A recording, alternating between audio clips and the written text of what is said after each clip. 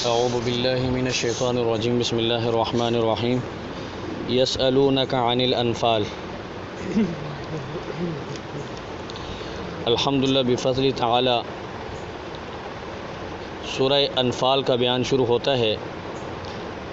اس سے پہلے سورت کا خلاصہ، آیات، رکوعات اور اس چیزوں کے بارے میں سورت کی تفصیل سمجھ لیں، اور اس سورت کا پورا تاریخی پس منظر کیا ہے اس کو بھی سمجھ لیں۔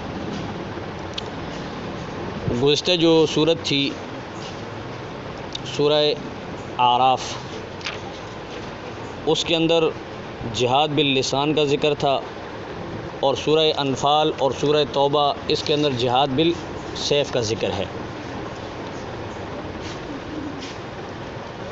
اس سورت کا نام سورہ انفال ہے۔ اس کے پہلے لفظ یسألونک عن الانفال سے ماخوذ ہے۔ انفال نفل کی جمع ہے، اور نفل کہتے ہیں زیادتی کو۔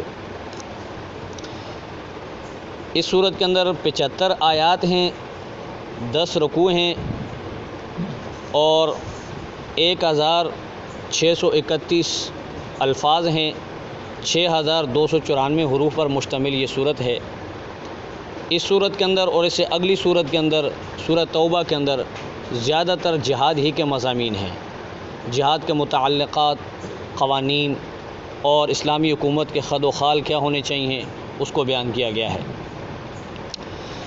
اس سورت کا نزول ترتیب قرآنی کے اعتبار سے اس کا نمبر جو ہے 8واں ہے، اور ترتیبی نزولی کے اعتبار سے سورت کا نمبر جو ہے 88 نمبر پر یہ نازل ہوئی۔ سورہ بقرہ یا آل عمران کے بعد اور سورہ احزاب سے پہلے ہجرت کے ابتدائی دور کے اندر سن 2 ہجری کے اندر جب غزوہ بدر واقع ہوا، اس کے بعد یہ سورت نازل ہوئی۔ چونکہ اس صورت کے اندر زیادہ تر غزوہ بدر ہی کے متعلقات اور اس کے واقعات پر مشتمل یہ صورت ہے، تو پہلے آپ خلاصتاً جو غزوہ بدر کا پس منظر سمجھ لیں تاکہ بعد میں آسانی ہو جائے۔ اور یسألونک کا یہ جو سوال ہوا تھا، انفال زیادتی کو کہتے ہیں، اور اصطلاحی تعریف میں یہ یعنی کہ مال غنیمت کو کہا جاتا ہے۔ اس مال کو کہتے ہیں جو دشمن کے ساتھ مقابلہ کر کے حاصل کیا جائے، اس کو مال غنیمت کہتے ہیں۔ اور اگر دشمن کے ساتھ صلح کر کے یا کسی معاہدے کے تحت جو مال حاصل ہوتا ہے اس کو مال فی کہا جاتا ہے۔ اس کے احکام آگے انشاءاللہ آئیں گے۔ تو یہ مال غنیمت کے متعلق سوال کیا تھا صحابہ کرام نے۔ غزوہ بدر یہ سن 2 ہجری کے اندر پیش آیا۔ آپ کے علم میں ہوگا کہ جو مسلمانوں کی مکی زندگی ہے، حضور علیہ الصلوۃ والسلام کی جو مکی زندگی ہے، 13 سالہ زندگی، اس کے اندر جہاد کا حکم نہیں تھا، بلکہ کفوا ایدیکم واقیموا الصلاۃ، اپنے ہاتھوں کو روکو اور صرف نماز پڑھتے رہو۔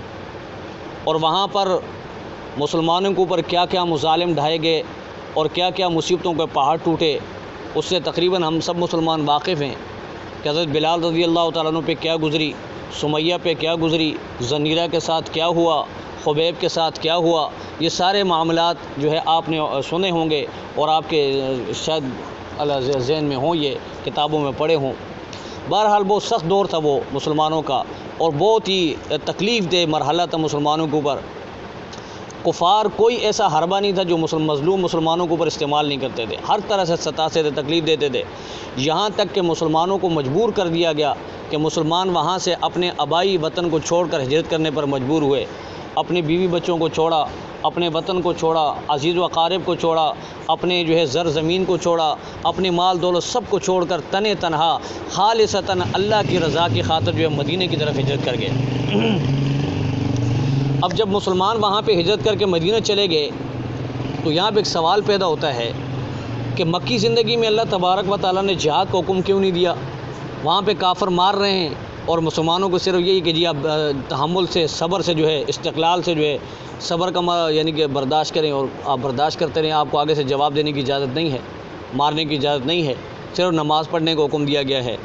تو علماء نے لکھا ہے کہ وجہ یہ ہے کہ اللہ تبارک و تعالیٰ تنظیم سازی چاہتے ہیں کہ مسلمانوں کے اندر نظم و ضبط ہو، جماعت ہو، تنظیم ہو، اور اپنی ایک یعنی کہ لیڈرشپ ہو، اور اپنا امیر مقرر ہو، اور اپنے لوگ ہوں۔ پھر اس کے بعد اللہ تبارک و تعالیٰ جہاد کا حکم دیتے ہیں۔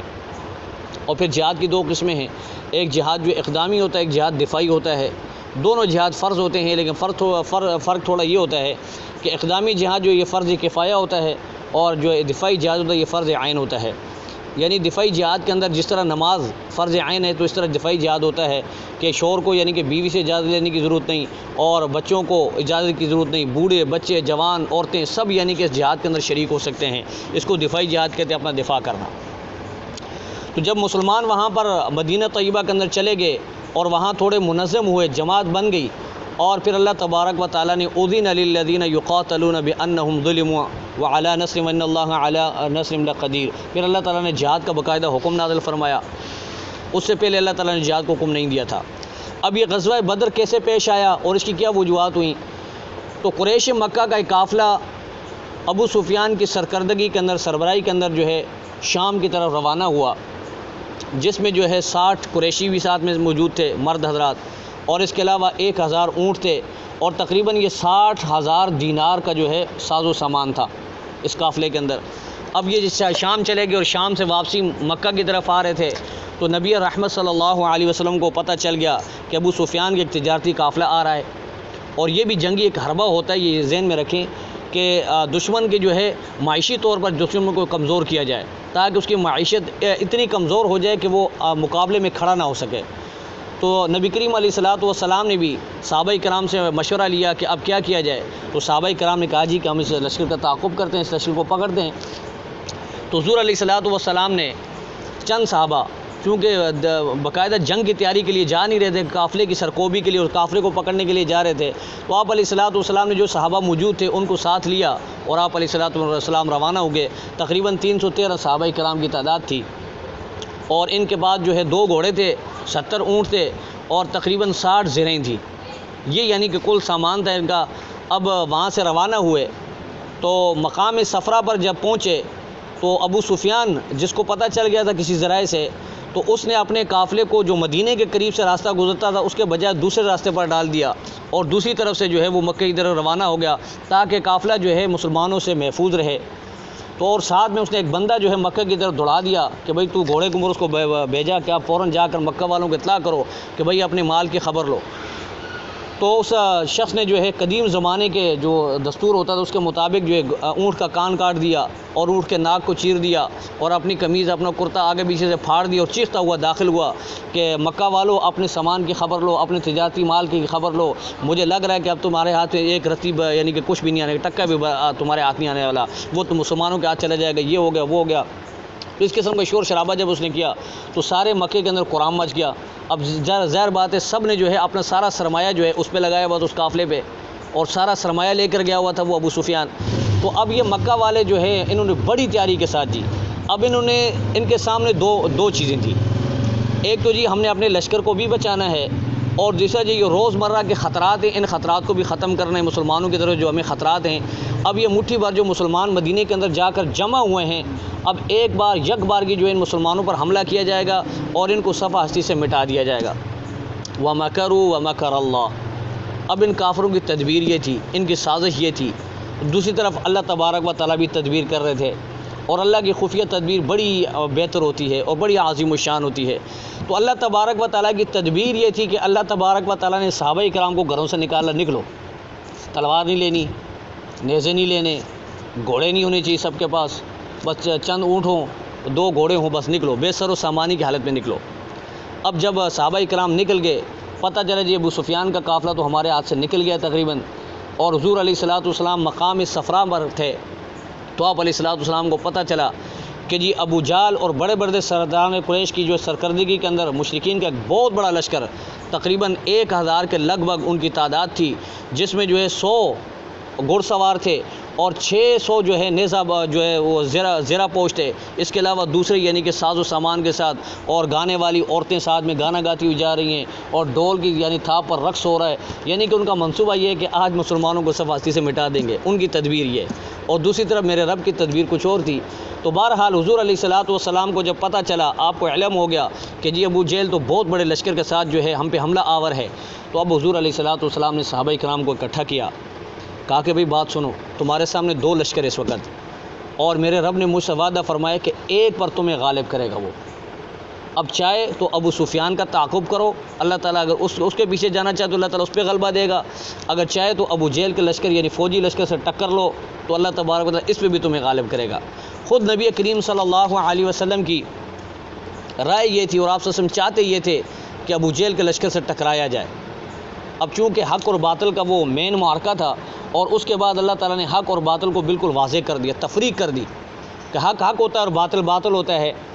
اور بہرحال صحابہ کرام رضوان اللہ تعالیٰ علیہم اجمعین میں سے کچھ حضرات نے جو ہے بے سر و سامانی کی کیفیت کو دیکھا، اپنی تعداد کو دیکھا اور سامنے مقابل میں اتنا بڑا لشکر دیکھا تو انہوں نے مشورہ دیا کہ اللہ کے نبی ہم جو ہے ابو سفیان کے جو ہے لشکر کا جو قافلہ ہے اس کا تعاقب کرتے ہیں اور اس کا تعاقب آسان ہے، اس کے لیے ہمیں زیادہ ساز و سامان کی جنگی ضرورت بھی نہیں ہے تو ہم اس کو پکڑ لیں گے۔ لیکن حضور علیہ الصلوۃ والسلام نے فرمایا کہ نہیں۔ ابو بکر دوبارہ آپ صلی اللہ علیہ وسلم نے اعلان فرمایا کہ بھائی مجھے مشورہ دو کیا کیا جائے، تو حضرت ابو بکر حضرت عمر رضی اللہ تعالیٰ انہوں نے کھڑے ہو کے جو ہے اپنی وفاداری کا جو ہے پورا یعنی کہ عہد کیا کہ جی ہم آپ کے ساتھ ہیں۔ پھر آپ صلی اللہ علیہ وسلم نے دوبارہ یہ سوال کیا تو حضرت مقداد رضی اللہ تعالیٰ عنہ کھڑے ہوئے، یہ بھی مہاجرین میں سے ہیں، کھڑے ہوئے اور انہوں نے بڑی پر اثر تقریر کی، کہا کہ اے اللہ کے نبی جو آپ کے رب نے آپ کو حکم دیا ہے آپ وہ کیجئے، ہم بنی اسرائیل کی طرح نہیں ہیں کہ جس طرح انہوں نے موسیٰ علیہ السلام کو کہا تھا کہ اذهب انت وربک فقاتلا انھا هنا قاعدون، کہ موسیٰ تو اور تیرا رب جا کر لڑو، ہم تو یہیں بیٹھے ہیں۔ ہم ایسے نہیں ہیں، آپ کا رب جو آپ کو حکم دے رہا ہے آپ اس کے مطابق عمل کیجئے، ہم آپ کے ساتھ ہیں۔ آپ کسی جو ہے لشکر سے ٹکر لیں گے ہم آپ کے ساتھ ہیں، جہاں آپ کا پسینہ گرے گا وہاں ہم اپنا خون بہائیں گے۔ تو آپ علیہ الصلوۃ والسلام نے دوبارہ پھر یہی سوال کیا کہ بھائی مجھے مشورہ دو کیا کیا جائے۔ تو انصار مدینہ سمجھ گئے کہ حضور علیہ الصلوۃ والسلام کا روح سخن ہماری طرف ہے۔ آپ صلی اللہ علیہ وسلم یعنی انصار کو بھی یہ چونکہ سے بھی مشورہ لینا چاہتے تھے کہ اب جنگ کے لیے جا رہے ہیں کہ بھائی تمہارا کیا مشورہ ہے۔ تو سردار جو ہے انصار حضرت جو ہے سعد بن معاذ رضی اللہ تعالیٰ عنہ کھڑے ہوئے اور اتنی عظیم الشان تقریر کی انہوں نے کہ اللہ اکبر، عشق اور محبت اور ایمان کا یعنی یوں سمجھے کہ سمندر امنڈ آیا جس طرح۔ حضرت جو ہے سعد بن معاذ رضی اللہ تعالیٰ عنہ کھڑے ہوئے اور کہا کہ اے اللہ کے پاک حبیب صلی اللہ علیہ وسلم، اللہ تعالیٰ نے آپ کو حق کے ساتھ بھیجا ہے، مبعوث کیا ہے اور ہم نے آپ کی تصدیق کی ہے، جو آپ کتاب لے کے آئے ہم نے اس کتاب کی تصدیق کی ہے اور ہم نے آپ کے ساتھ پختہ عہد و پیمان کیا ہے کہ کسی حال میں ہم آپ کو نہیں چھوڑیں گے۔ اب اگر آپ ہم سے کیا جو ہمارے بارے میں جو سوال کر رہے ہیں کہ انصار مدینہ کی کیا رائے ہے، تو ہماری رائے یہ ہے کہ جو آپ حکم دیں گے ہم اس حکم کے لیے بالکل تیار ہیں۔ اگر آپ ہمیں حکم دیں گے سمندر میں کود پڑو تو ہم کود پڑیں گے، اگر آپ ہمیں حکم دیں گے کہ آگ میں کود پڑو تو ہم کود پڑیں گے، اگر آپ ہمارے مال کے پورا اختیار ہے آپ کو، آپ ہمارے پاس جو مال ہے اس پورے مال کا آپ کو اختیار ہے کہ آپ جیسے چاہیں اس کو خرچ کریں، جو مال آپ خرچ کریں گے ہمیں اس سے خوشی ہوگی اس مال کی بنسبت جو آپ ہمارے لیے چھوڑیں گے۔ تو اتنی عظیم الشان پر اثر جب تقریر انہوں نے کر دی تو حضور علیہ الصلوۃ والسلام کے چہرے مبارک کے اندر اوپر جو ہے خوشی کے آثار نمودار ہوئے اور آپ علیہ الصلوۃ والسلام نے اپنے صحابہ کو دعا دی اور پھر وہاں سے روانگی کا حکم دیا۔ اب ظاہر بات ہے سواری بھی کم تھی اور 70 اونٹ تھے، بار بار صحابہ کرام جو 4 3 ہو کر سوار ہوئے اور وہاں سے روانہ ہوئے۔ اب دوسرا دیکھیں، اب اللہ تبارک و تعالیٰ نے تمام تر چیزیں بظاہر جو ہے نا، وہ کہتے ہیں نا کہ جب بندہ ظاہری آنکھ سے دیکھ رہا ہوتا تو وہ تمام حقیقتیں جو مسلمانوں کے بالکل خلاف تھی۔ اب جب حضور علیہ الصلوۃ والسلام مقام بدر پر پہنچے، یہ مقام بدر مدینہ سے تقریباً 80 میل دور کے فاصلے پر ہے۔ اب وہاں پر مشرکین مکہ پہلے پہنچے ہوئے تھے اور انہوں نے جو جنگی اعتبار سے بہترین جگہ تھی اس کے اوپر قبضہ کر لیا، وہاں پانی کے چشمے بھی تھے اور یعنی کہ زمین بھی صحیح تھی، اب اس کے اوپر قبضہ کر لیا۔ اور مسلمان جب پہنچے تو مسلمانوں کے حصے میں ریتیلی زمین آئی، وہاں پانی کے چشمے بھی نہیں ہیں، پیاسے حالت میں، تو وہاں اللہ تبارک و تعالیٰ نے لا کر کھڑا کیا۔ سامنے جو ہے ایک طوفان، یوں سمجھے کہ دریا سمندر ہے اور ایک طرف جو ہے چند قطرات ہیں۔ اب یہ جب کھڑے ہوئے تو اللہ کے حبیب صلی اللہ علیہ وسلم نے اللہ تبارک و تعالیٰ کی بارگاہ میں ہاتھ اٹھائے، کہا کہ اے اللہ، یہ مشرکین مکہ بڑے تکبر اور غرور کے ساتھ ان مسلمانوں کو مٹانے آئے ہیں، یا اللہ آج ان کو تو مٹا دے۔ تو بہرحال اللہ تبارک و تعالیٰ نے پہلا اپنا انعام یہ فرمایا کہ اللہ تبارک و تعالیٰ نے جب صحابہ کرام کو اس ریتیلی زمین پر لا کر کھڑا کیا تو اللہ تبارک و تعالیٰ نے دوا کے بارش کر دی۔ اب بارش ہوئی تو وہ ریت جو تھی نا وہ زمین کے ساتھ جم گئی، اب اور چشمے بھی بھر گئے۔ صحابہ کرام نے اپنے پانی کے جو مشکیزیں بھی وہ بھی بھر لیے اور خوب سیراب ہو کر پانی بھی پیا، اپنے جانوروں کو بھی پانی پلایا، اور جو مشرکین کی جو علاقہ تھا اس میں اللہ تعالیٰ نے بارش جو کی تو اتنا کیچڑ ہو گیا کہ وہاں ان کے لیے چلنا دشوار، اب وہ کھڑے نہ ہو سکیں، کھڑے تو بھائی کوئی ادھر گر رہا ہے کوئی ادھر گر رہا ہے۔ تو اس طرح اللہ تبارک و تعالیٰ نے پہلی مدد یہ کی اب صحابہ کرام کے ساتھ ساتھ جب یہ معاملہ ہوا تو حضور علیہ الصلوۃ والسلام نے صف بندی شروع کر دی. اب جنگ کا آغاز ہوا. 17 رمضان مبارک کا تاریخ تھی اور جمعے کا دن تھا. حضور نبی رحمت صلی اللہ علیہ وسلم نے جنگ کے لیے صفیں بنائیں اور آپ علیہ الصلوۃ والسلام نے جب صفیں بنا دی تو حضرت سعد بن معاذ رضی اللہ تعالیٰ عنہ کے مشورے سے نبی رحمت صلی اللہ علیہ وسلم کے لیے ایک چٹان تھی، اس کے اوپر آپ کے لیے چھپرا بنایا گیا کھجوروں سے. وہ ایسی جگہ تھی کہ وہاں سے پورا میدان کارزار نظر آتا تھا، اور اس جگہ پہ اب جو ہے مسجد عریش کے نام سے مسجد بھی موجود ہے. اب جب لوگ جاتے ہیں وہاں پہ غزوہ بدر میں جو شہداء بدر کے قبور کے اوپر جاتے ہیں اور وہاں دعا کرنے کے لیے جاتے ہیں تو اس مسجد کا نوافل بھی ادا کرتے ہیں.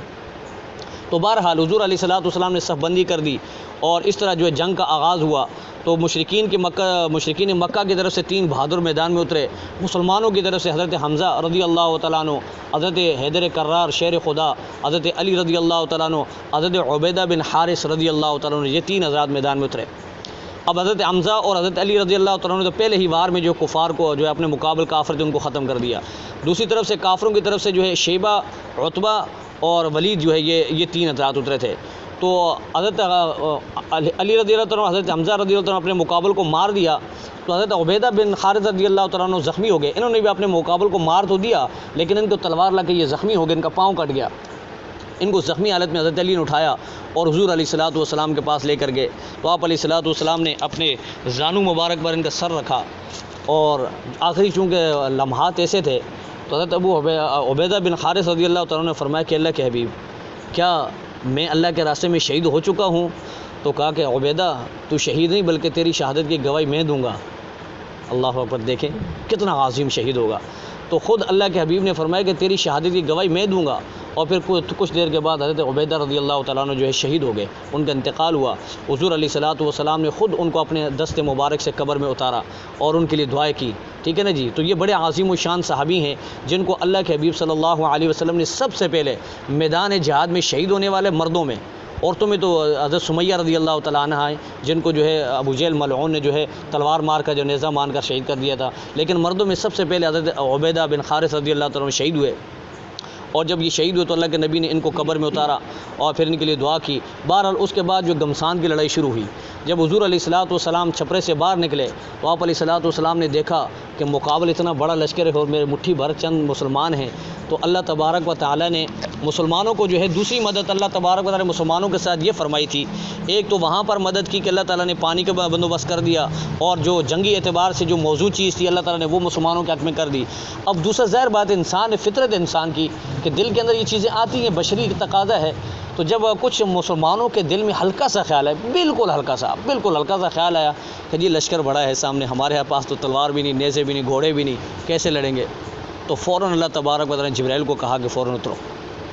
مفسرین نے لکھا ہے کہ اس وقت ایک تو پہلے جو ہے بدبخت ان کا شیاطین کے جو متابعین تھے، متعلقین تھے مشرکین، ان کے پاس 1000 کا لشکر تھا اور پھر اس کے بعد شیطان ملعون مزید لشکر لے کے آ گیا تھا.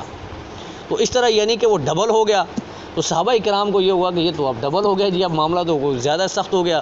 تو اللہ تعالیٰ نے جبرائیل کو کہا کہ جی فوراً جو ہے جنگی وردی پہنے آپ.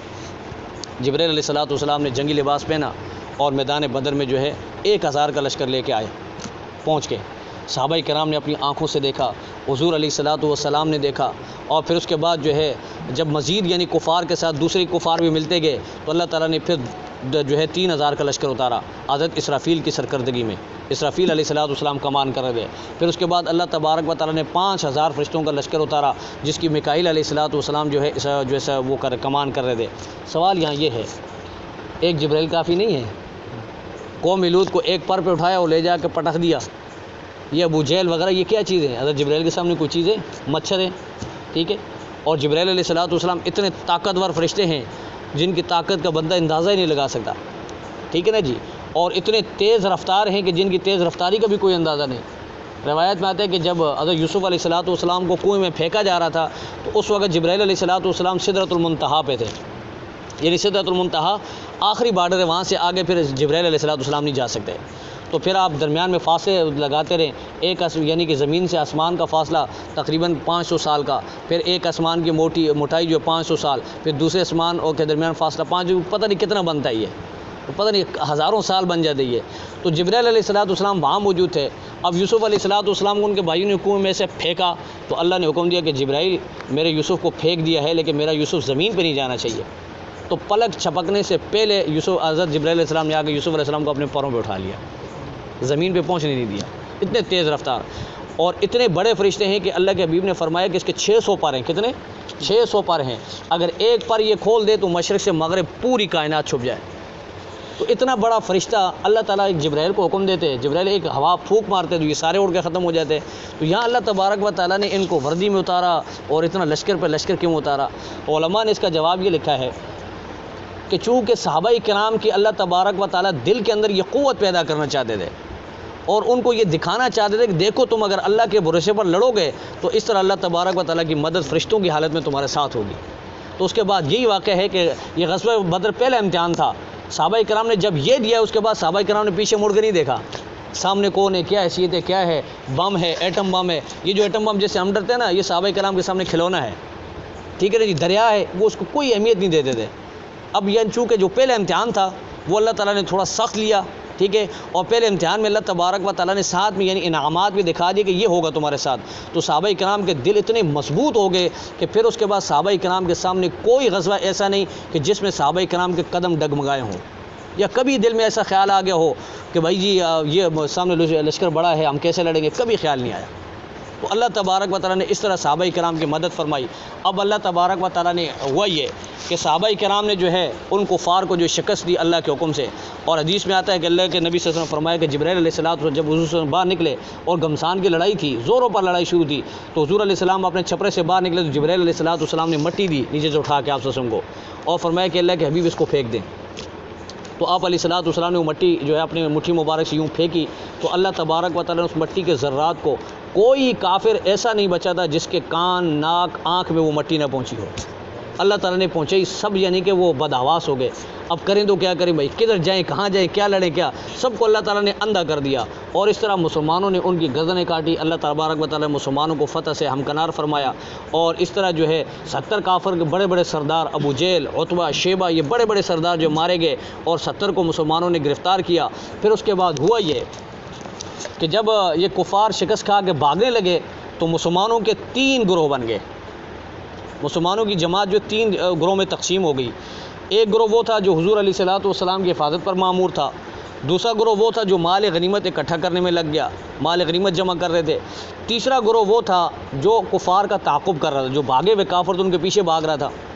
اب جب جو مال غنیمت کا مسئلہ آیا, جنگ ختم ہو گئی, مال غنیمت جو ہاتھ آیا تھا کفار سے, تو اس کے بارے میں ایک روایت یہ بھی آتی ہے, چونکہ یہ شان نزول بھی ہے صورت کا, تو ایک روایت یہ آتی ہے کہ حضرت عبدالرحمن بن عوف رضی اللہ تعالیٰ نے کافر, بہت بہادر کافر تھا, اس کو مارا اور اس سے تلوار بھی لے لی. اب تلوار لی تو اللہ کے نبی کے پاس گیا کہ کہا کہ اللہ کے نبی میں نے کافر کو مارا, اسی میں نے تلوار لی ہے, لہٰذا یہ تلوار مجھے ہی دی جائے. تو اللہ کے نبی صلی اللہ علیہ وسلم خاموش رہے, کچھ جواب نہیں دیا. اور پھر کچھ اور صحابہ کرام کے درمیان بھی اس طرح کے اختلافات پیدا ہوئے مال غنیمت کے بارے میں. اب جو مال غنیمت اکٹھے کرنے والے حضرات تھے انہوں نے کہا کہ جی مال غنیمت پر ہمارا حق ہے, ٹھیک ہے نا جی. اور جو لوگ آگے کفار کے پیچھے بھاگ رہے تھے انہوں نے کہا جی ہمارا بھی اس میں حق ہے. اور تیسرا جو جتھا تھا جنہوں نے حضور علیہ السلام کے حفاظت پر مامور تھے وہ کہہ رہے تھے ہمارا بھی حق ہے. تو اس طرح اختلافات پیدا ہو گئے, ہلکے سے اختلافات تھے. تو اللہ تبارک و تعالیٰ نے یہ پہلی آیت نازل کی. اور پھر صحابہ کرام نے حضور سے پوچھا کہ اللہ کے نبی اس مال کے بارے میں کیا حکم ہے. یسألونک عن الانفال, یعنی مال غنیمت کے بارے میں آپ کیا کہتے ہیں, اس آپ سے سوال کیا گیا. تو اللہ کے حبیب صلی اللہ علیہ وسلم نے اللہ کے قرآن کے ذریعے جواب دیا کہ مال غنیمت میں اللہ اور اس کے رسول کا حق ہے, جس طرح اللہ اور اس کے رسول کا حکم ہوگا اسی طرح یہ تقسیم ہوگی. اب اس کی جو ہے اللہ تبارک و تعالیٰ نے 5 علتیں بیان, تقریباً 7 علتیں بیان فرمائی ہیں. 7 علتیں, 7 وجوہات کو بیان کیا ہے کہ کس وجہ سے اللہ اور اس کے رسول کا یہ مال, اس کی 7 وجہ ہے. وہ انشاءاللہ آگے آئے گا تو اس کی تفصیل میں آگے کروں گا. پہلی وجہ جو ہے کما اخرجک ربک من بیتک بالحق, ایک. دوسری وجہ اذ وَإِذْ يَعِدُكُمُ اللَّهُ إِحْدَى الطَّائِفَتَيْنِ, تیسری وجہ اذ تستغیثون ربکم, چوتھی وجہ اذ یغشیکم النعاس, پانچویں وجہ اذ یوحی ربک الی الملائکہ, اور چھٹی وجہ اللہ تبارک و تعالیٰ نے یہ بیان فرمائی کہ اذ یمکر بک الذین کفروا لیثبتوک او یقتلوک, اور ساتویں وجہ وَإِذْ قَالُوا اللَّهُمَّ إِن كَانَ هَذَا هُوَ الْحَقَّ مِنْ عِنْدِكَ. یہ 7 وجوہات ہیں جس کی وجہ سے مال غنیمت جو ہے کس کا حق ہے, اللہ اور اس کے رسول کا حق ہے. ٹھیک ہے نا جی. اب یہ جو صورت ہے یہ دو حصوں پر مشتمل ہے. اس کا پہلا حصہ جو ہے یسألونک عن الانفال سے لے کر نعم المولا و نعم النصیر یعنی پارے کے اختتام تک ہے. اب ان جو پہلا حصہ ہے اس کے اندر جو ہے اللہ تبارک و تعالیٰ نے دو چیزوں کو بیان فرمایا ہے. ایک تو جو ہے یہ 7 علتیں ہیں جو ابھی میں نے آپ کو بتائی، اور اس کے علاوہ 5 جہاد کے متعلق قوانین کو بیان فرمایا ہے. ان میں پہلا قانون یا ایھا الذین آمنوا اذا لقیتم سے ہے، دوسرا قانون یا ایھا الذین آمنوا اطیعوا اللہ و اطیعوا الرسول سے ہے، تیسرا قانون یا ایھا الذین آمنوا استجیبوا للہ وللرسول سے ہے، اور چوتھا قانون جو ہے یا ایھا الذین آمنوا ان تتقوا اللہ یجعل لکم فرقانا. یہ یعنی کہ 4 قانون، اور 5واں قانون یا ایھا الذین آمنوا لا تخونوا اللہ والرسول. یہ 5 قوانین جنگ کے متعلق بیان فرمائے ہیں، اور 7 علتیں ہیں اللہ تبارک و تعالیٰ جو مال غنیمت کے متعلق بیان فرمائی ہیں. تو انشاءاللہ اس کی جب تفصیل آئے گی اس کے متعلق میں انشاءاللہ نشاندہی بھی کروں گا. اللہ تبارک و تعالیٰ کی بارگاہ میں دعا ہے کہ اللہ تبارک و تعالیٰ ہم سب کو جو ہے قرآن کریم پر عمل کرنے والا بنائے، اور اللہ تبارک و تعالیٰ ان صحابہ کرام کی جو ہے عشق اور ان کی محبت اور ان کا جو جذبہ جہاد تھا اللہ کریم وہ ہمیں بھی نصیب فرما دے. اور یہ صحابہ کرام جو غزوہ بدر کے اندر شریک ہوئے ہیں یہ بڑے عظیم الشان لوگ تھے، اور اس کے بارے میں محدثین اور جتنے بھی بڑے بڑے مشائخ تھے ان کا یہ مجرب نسخہ ہے. وہ بتاتے ہیں کہ جب کبھی بھی ان اصحاب بدریین کا نام لے کر اور ان کے نام کے بعد دعا کی جائے تو اللہ تبارک و تعالیٰ اس دعا کو رد نہیں کرتے، اور ان کے نام جو بخاری شریف کے اندر موجود ہیں. اب 70 کافر مارے گئے، 70 سردار گرفتار ہوئے، اور مسلمانوں میں سے 14 شہید ہوئے، 14 مسلمان شہید ہوئے. اس طرح جو ہے غزوہ بدر کو اللہ تبارک و تعالیٰ نے سارے کے سارے کو مسلمانوں کے حق میں پلٹ دیا، اور اس طرح حق اور باطل کا فرق اللہ تعالیٰ نے واضح کر دیا. پھر اس کے بعد جو سورۃ توبہ ہے وہ غزوہ تبوک کے متعلق نازل ہوئی ہے. اس کے اندر جو واقعات انشاءاللہ غزوہ تبوک کے متعلق ہیں وہ اس وقت آئیں گے انشاءاللہ. اللہ تبارک و تعالیٰ ہم سب کو عمل کرنے کی توفیق عطا فرمائے. کل انشاءاللہ اس کی تفسیر ہوگی. اللہ پاک ہم سب کو عمل کی توفیق عطا فرمائے. وآخر دعوانا ان الحمدللہ رب العالمین. اللهم صل علی سیدنا و مولانا محمد وعلى آل سیدنا و مولانا محمد وبارک وسلم. ربنا تقبل منا انك انت السميع العليم وتب علينا انك انت التواب الرحيم. وصلى الله تعالى على خير خلقه محمد وعلى آله وصحبه. من الشیطان الرجیم. بسم اللہ الرحمن الرحیم. يسألونك عن الأنفال قل الأنفال لله والرسول فاتقوا الله وأصلحوا ذات بينكم وأطيعوا الله ورسوله إن كنتم مؤمنين. سورہ انفال مدنی صورت ہے، اور اس کا پورا پس منظر کل آپ حضرات کے سامنے میں نے بیان کیا تھا. یہ صورت اور اس سے اگلی صورت سورہ توبہ، یہ دونوں صورتیں جو ہے جہاد کے احکامات پر مشتمل ہیں، جنگی قوانین اور حکومت کے ضابطہ اخلاق پر مشتمل یہ صورت ہے. اس سے پچھلی صورت کے اندر جہاد باللسان کا تذکرہ تھا، ان دو صورتوں کے اندر جہاد بالسیف کا تذکرہ ہے. غزوہ بدر کے اندر جیسے میں نے کل آپ کے سامنے عرض کی تھی کہ مسلمانوں کے اندر جب اللہ تبارک و تعالیٰ نے مسلمانوں کو فتح سے ہمکنار کیا تو مجاہدین کے اندر صحابہ کرام کے اندر 3 گروہ بن گئے. ایک جماعت وہ تھی جو کفار کے پیچھے تعاقب کرنے لگ گئی اور کفار کے پیچھے جانے لگی، اور ایک جماعت وہ تھی جو مال غنیمت اکٹھا کر رہے تھے، اور تیسرا گروہ وہ تھا جو نبی کریم علیہ الصلاۃ والسلام کی حفاظت میں لگے ہوئے تھے. اور بعض تفاسیر کے اندر یہ بھی لکھا ہوا ہے کہ بعض نوجوان صحابہ اور بزرگ صحابہ کے درمیان بھی اختلاف پیدا ہوا کہ نوجوانوں نے کہا کہ جی آگے میدان جنگ میں تو ہم لڑے ہیں، تو بزرگوں نے کہا کہ جی آپ کو ہنر ہم نے بتایا، جنگ کی ترکیب تو ہم بتاتے رہے، مشورہ تو ہم دیتے رہے. تو اس طرح کے اختلافات پیدا ہو گئے. اور ایک روایت کے اندر عبد الرحمن بن عوف رضی اللہ تعالیٰ عنہ کو جو واقعہ کل میں نے بیان کیا تھا کہ انہوں نے جو ہے کافر کو مارا اور ان سے تلوار بھی لے لی، تو انہوں نے کہا کہ جی یہ تلوار اس پہ میرا حق ہے، یہ میرا حق ہونا چاہیے. تو اللہ کے نبی صلی اللہ علیہ وسلم خاموش رہے.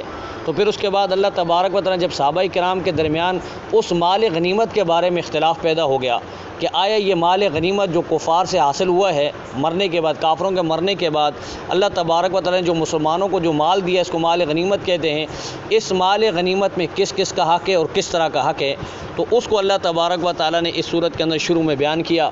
اس کو دعویٰ بھی کہہ سکتے ہیں آپ، یہ یعنی کہ دعویٰ ہے، اور پھر اس کے بعد اللہ تبارک و تعالیٰ دلائل بھی دیں گے کہ اس کا یعنی کہ مال غنیمت کا حق کس کا ہے اور کس طرح یہ تقسیم ہوگا. فرمایا کہ یسألونک عن الانفال، اے میرے محبوب صلی اللہ علیہ وسلم آپ سے لوگ سوال کرتے ہیں عن الانفال، مال غنیمت کے بارے میں. انفال نفل کی جمع ہے، نفل زیادتی کو کہتے ہیں. یہ زیادتی والا مال ہے بغیر کسی مشقت کے اللہ تبارک و تعالیٰ نے کافروں سے جو ہے مسلمانوں کے ہاتھ دیا. اور یہ سابقہ کسی امت کے لیے بھی مال غنیمت جائز نہیں تھا۔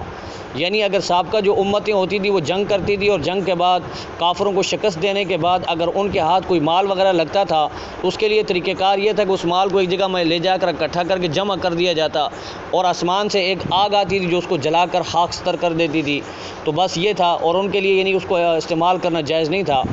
اب اس کی وجوہات یہ تھی کہ چونکہ وہ امتیں جسمانی طور پر بڑی طاقتور تھیں تو اس لیے وہ مشقت کے کام اور محنت کے کام کر سکتی تھیں، تو مسلمانوں کو چونکہ امت محمدیہ جسمانی اعتبار سے بڑی کمزور ہیں، اعمال کے اعتبار سے اگرچہ یہ ان امتوں سے بڑی ہوئی ہیں لیکن جسمانی اعتبار سے یہ امتیں سابقہ امتوں سے کمزور تھی، تو اس لیے اللہ تبارک و تعالیٰ نے اپنے فضل و کرم سے مال غنیمت کو امت محمدیہ کے لیے جائز قرار دیا اور یہ ان کے لیے حلال ہے۔ ایک تو اللہ تبارک و تعالیٰ نے یہاں اپنے نبی کو کہا کہ میرے محبوب یہ مال غنیمت کے بارے میں آپ سے سوال کرتے ہیں، پوچھتے ہیں، تو انہیں کہیے کہ لیجئے جی جواب آ گیا اللہ کی طرف سے، قل کہہ دیجئے کہ الانفال للہ والرسول، کہ مال غنیمت میں اللہ اور اس کے رسول کا حق ہے۔ کسی عام مجاہد کا، مسلمان کا حق مال کے اوپر نہیں ہے، بلکہ یہ مال غنیمت خالصتاً اللہ اور اس کے رسول کا اس میں حق ہے، اور جس طرح اللہ حکم دیں گے، اللہ کے نبی جس طرح اس کو یعنی کہ تقسیم کریں گے، یہی اس میں اس کا حق ہے۔ اور دوسرے معنی میں یہ سمجھ لیں کہ اس میں یعنی کہ ایک فرد واحد کا یا کسی افراد کا یعنی کہ اس میں تعلق نہیں ہوتا اس مال میں اسلامی ریاست اور اسلامی حکومت کا دخل ہوتا ہے، اسلامی حکومت اس کی مالک ہوتی ہے، وہ جس طرح چاہے گی، جس مصرف میں چاہے گی خرچ کرے گی، لیکن اس حکومت سے مراد آج کی ہماری حکومتیں مراد نہیں ہیں جو رنڈیوں پر اور جو ہے گانے والوں پر، ناچ گانے والوں پر جو ہے بارش کی طرح جو ہے بارش برساتی ہے پیسوں کی، ان کے لیے یہ حکم نہیں، یہ اس حکومت کے لیے حکم ہے جو نبی رحمت صلی اللہ علیہ وسلم اور خلفائے راشدین کے طور پر اللہ تعالیٰ نے مسلمانوں کو عطا کی تھی۔ تو یہ اسلامی اگر حکومت ہو تو اس کے اندر جو ہے پھر یہ مال غنیمت جو ہے اسلامی حکومت کا حصہ ہوتا ہے، پھر اس کے بعد اسلامی حکومت جس کو جو دینا چاہے وہ اس کی مرضی ہوگی، حاکم وقت امیر کا یہ کام ہوتا ہے۔ تو بہرحال جب اللہ تبارک و تعالیٰ نے یہ حکم نازل کیا تو اس کے بعد اللہ کے حبیب صلی اللہ علیہ وسلم نے وہ جو تلوار عبد الرحمن بن عوف نے کافر سے لی تھی تو وہ اللہ کے نبی نے پھر واپس ان کو لٹا دی اور کہا کہ بھائی یہ اب اللہ تبارک و تعالیٰ کا حکم آ گیا ہے اور اللہ کے حکم کے مطابق جو ہے اب یہ تلوار تمہارے حصے میں آتی ہے، تم اس کے حقدار ہو۔ اور اب مسلمانوں کے لیے کیا حکم ہے، مسلمان کیا کریں؟ مال غنیمت تو اللہ اور اس کے رسول کا حق ہے، جس طرح اللہ حکم دیں گے اللہ کے نبی اسی طرح اس کو جو ہے تقسیم کریں گے۔ عام مسلمان کے لیے، عام مومن کے لیے، مجاہد کے لیے حکم یہ کہ فاتقوا اللہ، وہ اللہ سے ڈرتا رہے، یہ مین چیز ہے، مین پوائنٹ ہے۔ اگر یہ انسان کے دل کے اندر ہو، اللہ کا خوف، اللہ کی خشیت ہو اور اللہ تبارک و تعالیٰ کی عظمت، اللہ کا جلال بندے کے سامنے ہو تو بندہ جو ہے کبھی بھی غلط کام نہیں کرے گا۔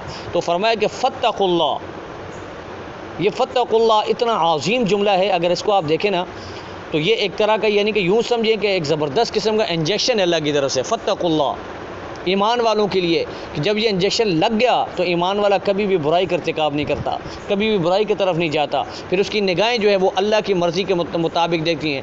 فاتقوا اللہ، آنکھوں کا تقوی یہ ہے کہ آنکھوں کو وہاں استعمال کیا جہاں اللہ اور اس کے رسول چاہتے ہیں۔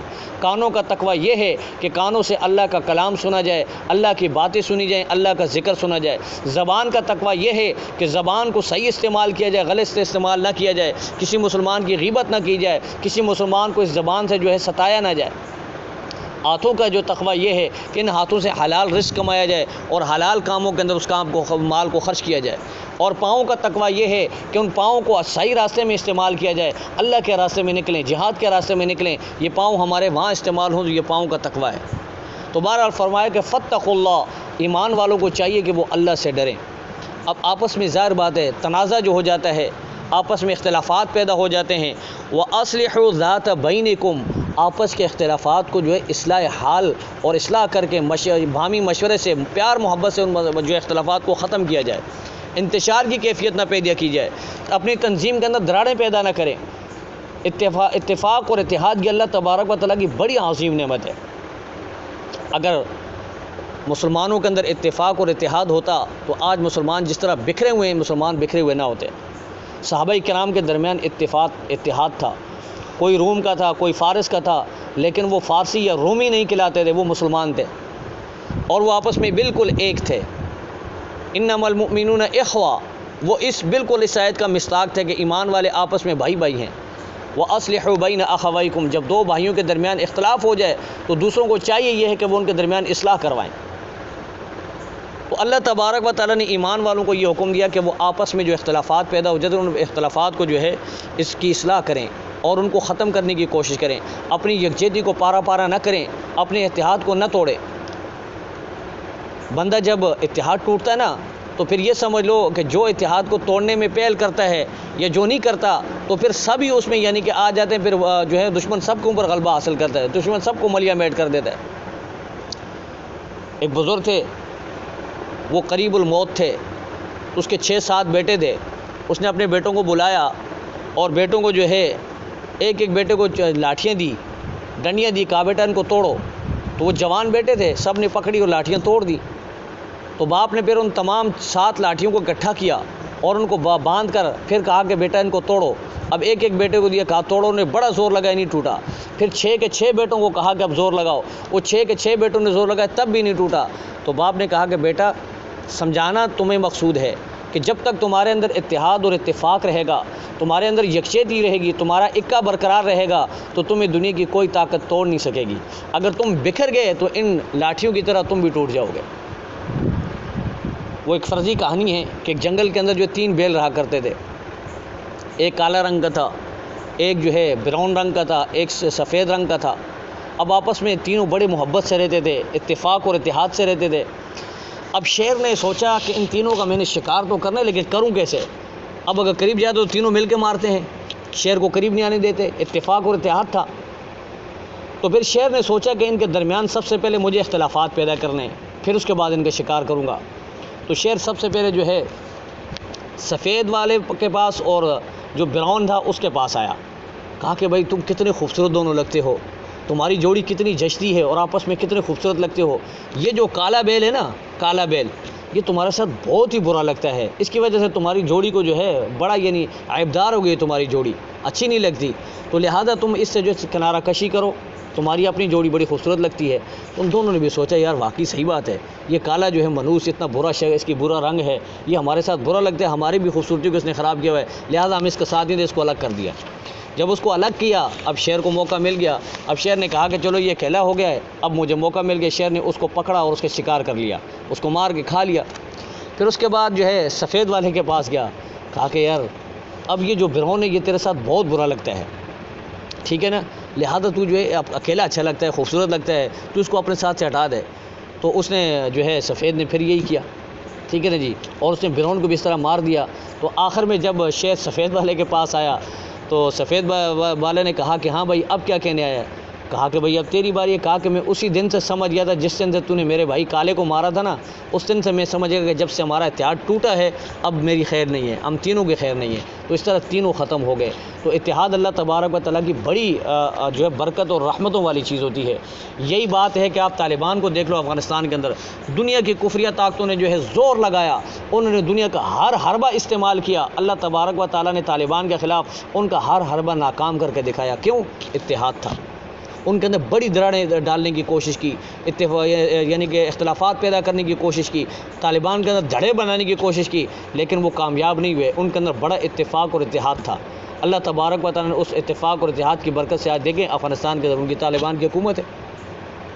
کفریہ طاقتوں نے، نیٹو نے کتنا زور لگایا ہے کہ ان کا اتحاد برقرار نہ رہے، یہ آپس میں ایک نہ رہیں، اور مختلف قسم کی یعنی کہ فرقہ بازیاں کی، لیکن وہاں پہ کوئی فرقہ نہیں ہے، سارے مسلمان تھے، ایک مسلمان بڑھ کے لڑے اور اللہ تبارک و تعالیٰ نے جو ہے ان کو کامیابی نصیب فرمائی۔ تو فرمایا کہ جب آپس میں تمہارے اختلافات ہیں تو ان اختلافات کو ختم کرو، اور یہ بات بھی ذہن میں رکھو کہ وَأَطِيعُوا اللَّهَ وَرَسُولَهُ إِن كُنتُم مُؤْمِنِينَ، اللہ اور اس کے رسول کی اطاعت کرو اگر تم ایمان والے ہو۔ جو ایمان والا ہوتا ہے اس کے لیے سب سے بڑی اللہ کی نعمت ہوتی ہے کہ وہ اللہ اور اس کے رسول کا یعنی کہ اطاعت کرنے والا ہو۔ جو یہ دعویٰ کرے کہ میں ایمان والا ہوں، میں نے کلمہ پڑھا لا الہ الا اللہ محمد رسول اللہ، پھر اس کے بعد وہ اللہ اور اس کے رسول کی اطاعت نہ کرے تو وہ ایمان والا نہیں ہے۔ وہ یوں سمجھے کہ زبانی جمع خرچ والا آدمی ہے، زبان سے تو دعویٰ ہے لیکن دل کے اندر اس ایمان کی حقیقت داخل نہیں ہوئی۔